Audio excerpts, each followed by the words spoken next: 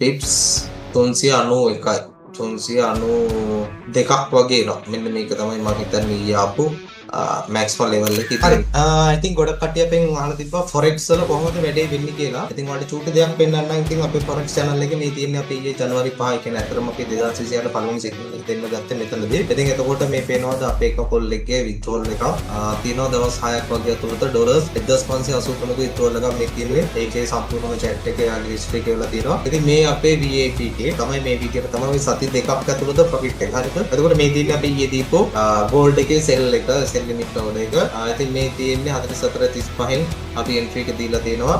ඉතින් එතකොට කියන්නේ 435.96න් අපි දීලා තියෙනවා. ඉතින් එතකොට signal එක අපි මෙන්න මේ විදිහට තමයි signal එක දුන්නේ. පාඩේ screen එක පේනවා. ඉතින් මෙන්න මෙතනදී අපි බලන්න මොකද්ද වෙන්නේ කියලා කොච්චර ලාවක් දැන් මේක අපි pips 300 ගානක profit එකක් ගන්නවා. ඉතින් signal එක දීලා විනාඩි 5ක් යනකොට trade එක open වුණා. ඉතින් මේ trade එක මේ විදිහට තමයි අපේ මේ replay එක මේ විදිහට තමයි යන්නේ. මම ඔයාලට signal එක දීපු time එකත් එක්කම පෙන්වුවේ එක ඉස්සර මුලින්ම.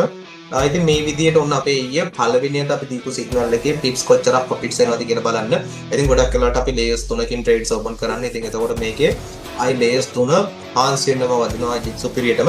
මොකද ඒකේ ඇත්තටම අපි කියලා දීලා තියෙනවා strategy එකක් අපේ forex traders වලට කොහොමද වැඩේ කොට දාගන්න ඕනේ කියන එක. ඉතින් එතකොට මේ අපේ පළවෙනි signal එක ඔන්න බලන්න මේ වෙනකොට pips ගිහිල්ලා තියෙනවා 296යි. අපි බලමු කොච්චරක් වෙලා යනකොට මේකේ maximum profit එක එනවද කියලා. හරි.